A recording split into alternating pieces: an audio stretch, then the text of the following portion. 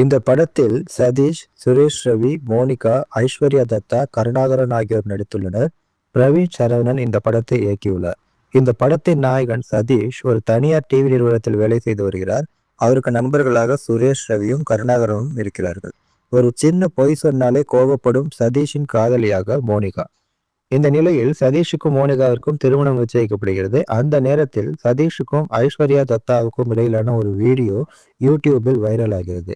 அந்த வீடியோவை மோனிகா பார்த்துவிட்டால் திருமணத்தை நிறுத்தி விடுவாள் என்று அந்த வீடியோவை அழிக்கும் முயற்சியில் சதீஷ் அவரின் நண்பர்களுடன் சேர்ந்து போராடுகிறார்.